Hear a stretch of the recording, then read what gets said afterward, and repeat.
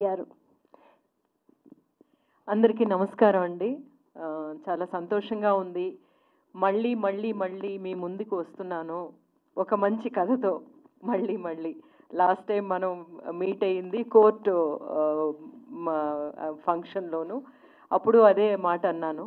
ఎప్పుడు మంచి కథలతోని రావడం, మనం మళ్ళీ కలవడం అనేదే నాకెప్పుడు సంతోషంగా ఉంటుంది. ఈ కథ నేను యాక్చువల్‌గా ఓల్గా గారి ఫ్యాన్. ఆవిడ రైటింగ్స్‌కి ఫ్యాన్. చదివినప్పుడు ఏమో నేనే ఫోన్ చేశాను ఆవిడకి. నేను యాక్చువల్‌గా ఇట్లాగా రైటర్స్‌కి ఫోన్ చేసి మాట్లాడుతాం అంటే చెప్పాలి. మనం చెప్తేనే కదా తెలుస్తుంది వాళ్ళకని. అప్పుడు ఇట్లాంటి ఏమి ఎందుకు చేయట్లేదు కుటుంబరావు గారు ఎందుకు పిక్చర్స్ చేయట్లేదు అంటే, లేదు మేము ఇట్లా ఒక స్క్రిప్ట్ చేసాం కానీ అది ముందుకు తీసుకెళ్ళాను. చదవగానే నాకు ఆహ్, చాలా నచ్చి మనం ట్రై చేద్దాం సార్ అని చెప్పి ట్రై చేసామన్నమాట. సో అక్కడి నుంచి ఇక్కడికి వచ్చి నించున్నందుకు అంత ఒక 2 years journey. I'm very happy అండి. ఎప్పుడు మనకి ప్రేక్షకులకి మంచి సినిమా తీసుకురావడం అంటే అది నాకు స్వతహాగానే ఒక సినిమా లవర్గా నేను నాదేదైనా ఒక పార్ట్ అందులో ఉంటే బాగుంటుంది అని అనుకుంటాను. అందుకేనేనన్నమాట చిన్న బడ్జెట్స్‌లోనేమో అసలు మాకు డబ్బులు వస్తాయా లేదా అనేదేమి చూసుకోకుండానే చేసేస్తూ ఉంటాం అనమాట.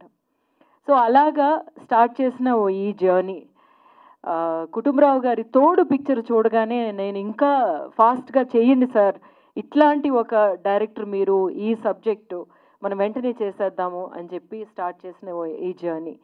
అందులోనేమో మంధు అంబట్ గారు, లెనిన్ గారు, తర్వాత ఏమో రోహిణి హట్టంగడి గారు. రోహిణి హట్టంగడి గారు నేనును చాలా సంవత్సరాల ముందు ఒక మలయాళం పిక్చర్‌లో యాక్ట్ చేసాం. 'అచ్చువేట్టండే వీడు' అని చెప్పేసి బాలచంద్ర మేనన్ గారి డైరెక్షన్‌లో అన్నమాట. ఆ తర్వాత మళ్ళీ మ్యామ్ తోటి నేను చేయడం అనేది so it is my good fortune అండి. ఆమ్, ఇందులోనేమో నా క్యారెక్టరు ఒకలాగా ఉంటుందన్నమాట. ఆ క్యారెక్టర్ని యాక్చువల్గా మీకు నచ్చదు. ఇంతవరకు నా క్యారెక్టర్స్ అన్ని మీకు నచ్చేలాంటి క్యారెక్టర్స్ నేను చేశాను. బట్ ఈ పిక్చర్ చూస్తున్నప్పుడు మాత్రం మీకు నా మీద అంత కోపం వస్తుంది. But at the same time ఏంటి ఈ కాలంలోని ఏమిటేమిటో చేస్తున్నారు కదా! ఒక యాక్షన్ థ్రిల్లర్స్ చేస్తున్నారు. ఇది ఒక లవ్ స్టోరీ అని చెప్తున్నారు. కానీ యాక్చువల్ లవ్ స్టోరీస్ ఏమో వేరేలా ఉంటున్నాయి. ఇప్పుడు ఇలాంటి కథ ఏమిటి అంటేనేమో మనకెప్పటికీ ఎన్నో దేశాలకు మనం వెళుతూ ఉంటాం. కానీ మన ఇంటికొచ్చి మన పడక మీద పడుకుని అది చాపైనా సరే, ఏదైనా సరే మన అమ్మ చేతి వంట తింటేనే మనకి ఒక తృప్తి ఉంటుంది. అట్లాంటి కథ అన్నమాట ఇది. అది కాకుండాను మనకి జీవితాల్లోని చాలామంది చెప్తూ ఉంటారనమాట.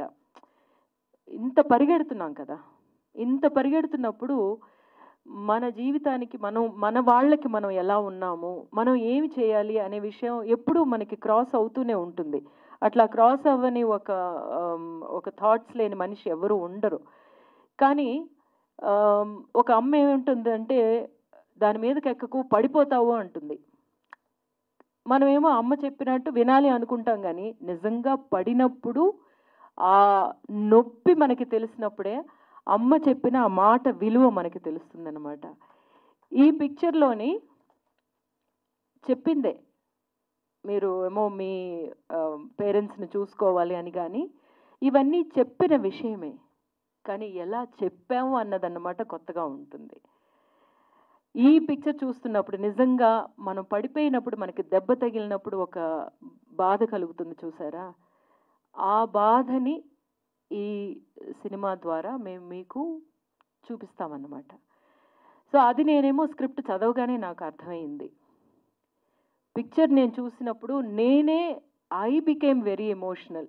అన్ని విషయాల్లోని ఆయన రాధాకృష్ణ గారి సాంగ్స్ వింటున్నప్పుడు కానీ, లేకపోతే ఆ జోలపాట అన్నాను. ఇది చాలా పెద్ద హిట్ అవుతుందండి. ఇంక మీదట ఒక జోలపాట, ఒక అమ్మ పాట అంటే ఇదే రిపీటెడ్‌గా వస్తుంది చూడండి అని చెప్పేసి. ఇలాగా ఎన్ని చేసినా సరే, ఇదే థియేటర్‌లో కూర్చుని పిక్చర్ చూసిన వెంటనే ఐ క్రైడ్ అనమాట. సో, ఇంత హత్తుకుపోయేలాగా మనం చెప్పాల్సిన విషయాలు చెప్తూనే ఉండాలి అని పేరెంటింగ్లో అంటూ ఉంటారు. పిల్లలకి అన్నీ తెలిసినా సరే మనం చెప్పాల్సిన విషయాలు, అలాగే మన సమాజానికి చెప్పాల్సిన విషయాలు అన్నీ తెలుసు తెలుసు తెలుసు అని మనం వదిలేసి వెళ్ళిపోకూడదు.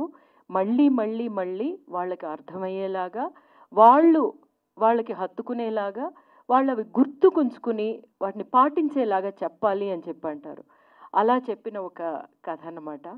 ఈ కథలోని నా క్యారెక్టర్ యాక్చువల్గా ఇంతవరకు నేను చేసిన ఒక షేడ్ నేను చేయగలిగిందే నాకు చాలా ఇంట్రెస్టింగ్గా అనిపించింది. ఒక ఆర్క్ ఉందన్నమాట.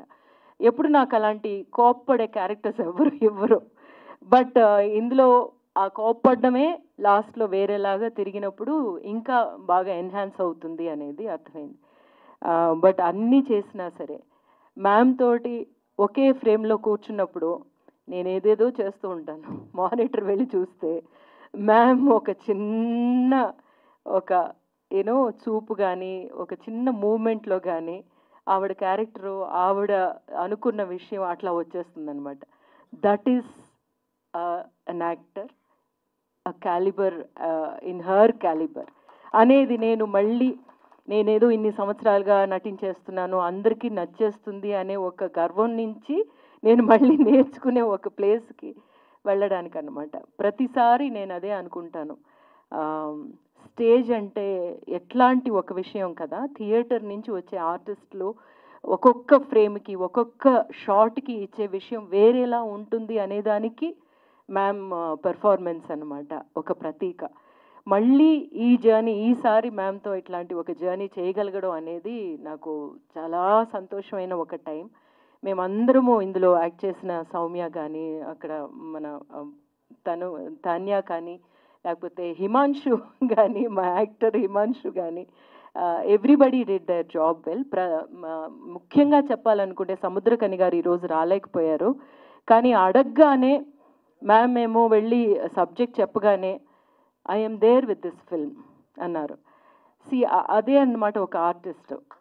ఏమీ అడగలేదు. అప్పుడేమో డేట్స్ గురించి మాట్లాడుతూ ఉంటే మేనేజర్ అన్నమాట, వాళ్ళ పిక్చర్కి వాళ్ళకి ఏం కావాలో అప్పుడు మీరు డేట్స్ ఇవ్వండి, మనం ఏదైనా అడ్జస్ట్ చేసుకుందాం అని చెప్పారని మా వెంకట్ చెప్పారనమాట. సో సముద్రకని గారు అలాంటి ఒక నేను చెప్పారని మీట్ అయ్యారు. But he became this part of this film with wholeheartedly. ఆయనకి ఒక పెద్ద థ్యాంక్స్ చెప్పుకోవాలి. ఆయన ఈరోజు రాలేకపోయారు. But he is a great asset for this subject అనమాట. వీటన్నిటికంటేనేమో మనం ఈ పిక్చర్ ప్రేక్షకులకి తీసుకెళ్ళాలి. మేము ముందు నుంచి మాట్లాడుకునేది అదే.